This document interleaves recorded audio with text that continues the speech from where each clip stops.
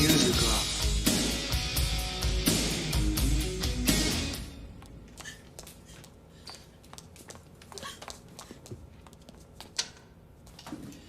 What the hell is going on?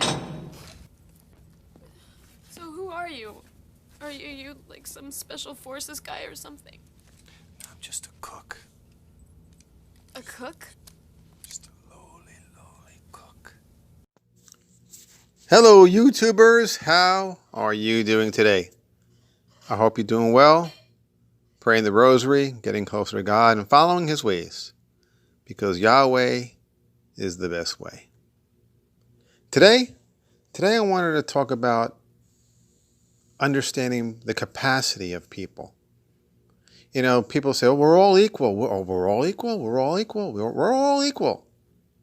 No, we're not all equal. Not everybody's equal. Now, we have equal rights, okay, but we don't have equal abilities. Some people have more abilities than others, right? For example, Elon Musk. Elon Musk is the same person that started up SpaceX and has the Tesla Corporation. He is not equal to me. I would gather to say he is a little bit more above my level. And you know what? I'm not ashamed to say that. And it doesn't hurt me by any means to say that he is smarter than me. Now, if he came to me and said to me, hey, Rich, I'm smarter than you. I have more abilities than you have. I would say, you know what, Elon?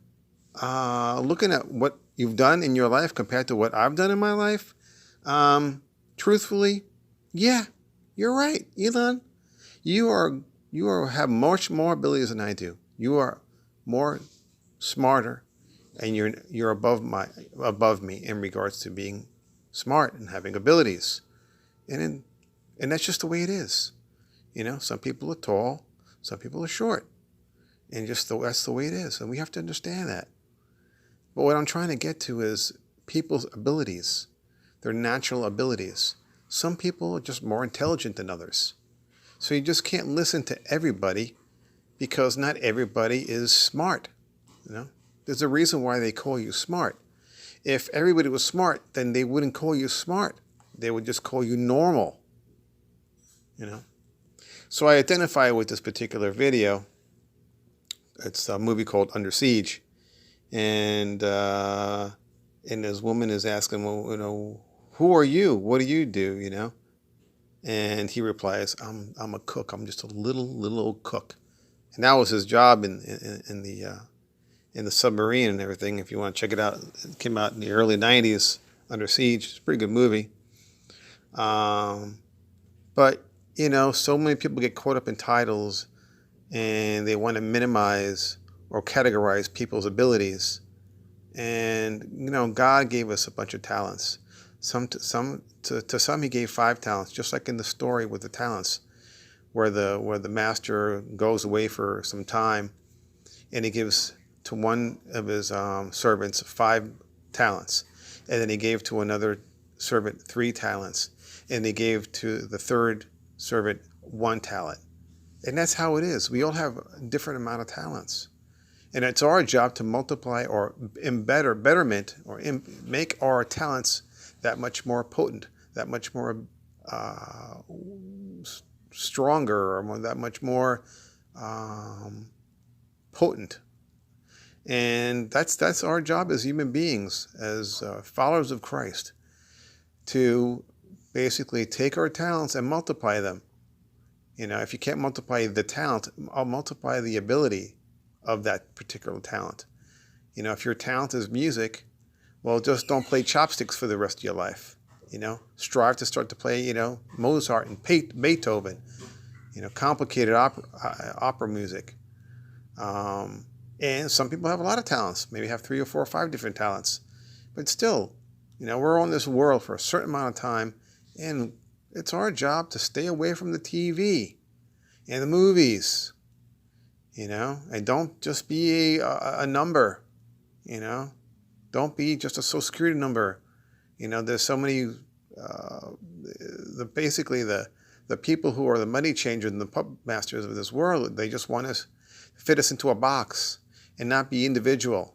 But we all are different. We all are different. And at the same time, appreciate people's abilities. If there's somebody that's greater than you, appreciate it. Don't knock that person down for being better than you. It's just the way it is. Your talents lie somewhere else. We all have different talents. But don't beat up a person because they're better than you at certain things. That's just being evil and jealous, envy, and that's mortal sins. So when you have people that are trying to strive and they're becoming better and better, say for example, you work out. In the beginning you're heavy, and then later, and then like the people will say, oh great, yeah, you're going to work out, great, yeah, you can probably lose maybe 20 pounds, 15 pounds, yeah, go for it. And then you know, they see you 2 months from now and you've lost the 20 pounds and now you're like fit and trim. And they'll say like, oh, well, you know what? I think you've lost enough weight. I think you should just stay where you're at.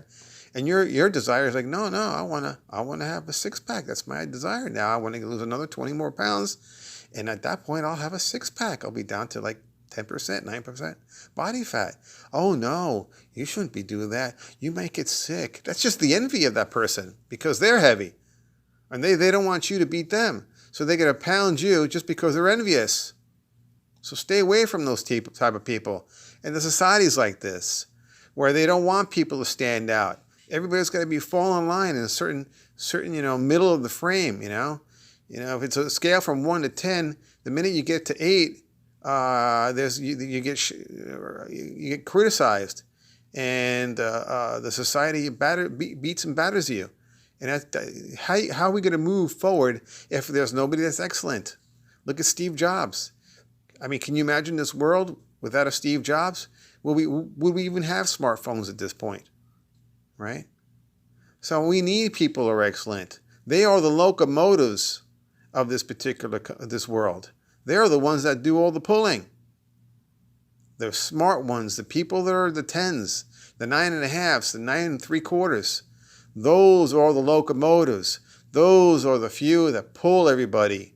And then everybody else, it's just like a beehive.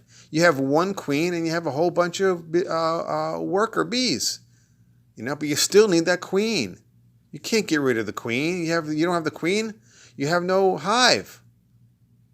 So, and I just look at my particular channel and I go, wow, I have 400 subscribers, and hey, that's okay. I don't mind it. But I look at other channels and I go, wow, I don't want to make it like I'm biased or anything like this, but I legitimately, because I try to increase my ability, my subscribers and my views, and I'm looking at other people's channels, religious channels, and I'm studying their videos, and I'm thinking, these people don't even quote the Bible. They're not even quoting the Bible. They just, well, I had a dream, and Jesus spoke to me, and he grabbed me, and I went up in the mountain, in the clouds, and it was so beautiful, and there was lots of babies, I'm like, okay, great.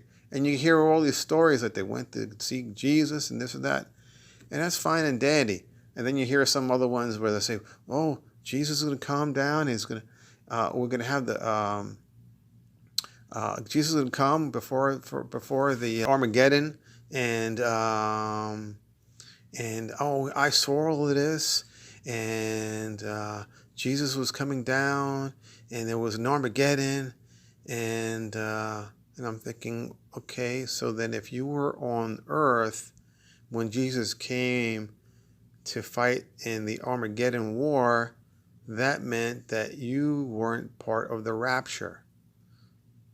And okay, now I'm thinking, okay, well, if you weren't part of the rapture, then you didn't qualify to be raptured up with Jesus Christ, because the rapture says that you're going to be grabbed along with the saints that have passed away, and you'll be up in the clouds with Jesus Christ, and then you'll go to heaven, and Jesus Christ comes down with the angels and fights the Antichrist and the whole story. I don't want to get into the whole story, but even I'm thinking, okay, well, your dream doesn't even really make sense. And I'm like, how did these people get all these 175,000 views when it's just I'm like flabbergasted.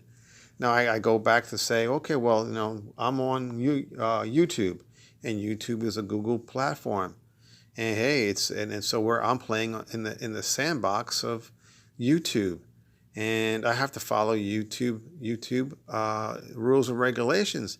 And if YouTube doesn't like me, well, he or she gets to kick me out of the sandbox. It's just like if I have somebody coming over to my house for a party, and if they don't respect my rules of my house, then I have to kick them out. I just can't have people just breaking my house and throwing up everywhere and jumping on people. If you do things of that nature, I have to get rid of you. So, YouTube has their rules and regulations, and they want certain people to say certain things because they have an agenda. So, of course, I'm on their platform, and if my message is not regarding their particular agenda, then I get spanked. So you get lesser views, lesser impressions, and this, that, and your channel suffers for it. So, this is the world that we're living in. But so I accept it. Hey, if I want to play in their sandbox, I play in their sandbox. Unfortunately, there isn't another sandbox to play in, a more conservative sandbox. And those are the things that us conservatives should be talking about and complaining about, because there's really no conservative or God-fearing sandbox to play in. You have to play with the YouTube sandbox, and they're not God-fearing people. So anyway, I know a little bit of a rant, but I think it has some merit. The fact that we just can't shun people or alienate people for their excellence. Let's applaud their excellence. I'm just a cook. A cook? Just a lowly cook. They are the locomotives of this world. They're doing the pulling. So let's appreciate them. What has Apple invented since Steve Jobs has died? Very little. What, the Apple TV? Who cares about the Apple TV? And if you stifle ingenuity and innovation, it's not going to be a very wonderful world, because innovation is what keeps this world moving forward. And if we just keep on with the same thing, then these multi-conglomerate corporations are just going to take over everything, because there's nothing new there's no new innovation that they have to try to dominate, right? So if we just keep the status quo, you'll have companies like Walmart, Amazon, Apple. Well, they'll just kind of basically, gobble up everybody, and then you just have to play within their rules, like, so to speak, YouTube. There's no other social media platform for video innovators, or what they call influencers. So these are things we have to worry about. But again, we have to applaud innovation. We have to applaud people who are outside the box. And we have to respect that and not downgrade them for that. Don't be jealous. Don't be envious. Applaud that. They're not trying to hurt you. They're just trying to be their own individual, like you are an individual. You have your talents and they have their talents. Let them enjoy their talents. Let them improve their talents, and you do yours. And we all have stuff to contribute in this world. And let's look at it that way and move forward. So that's the video. That's the message. If you appreciated it, please give it a thumbs up. If you haven't subscribed, please subscribe. And as always, God bless.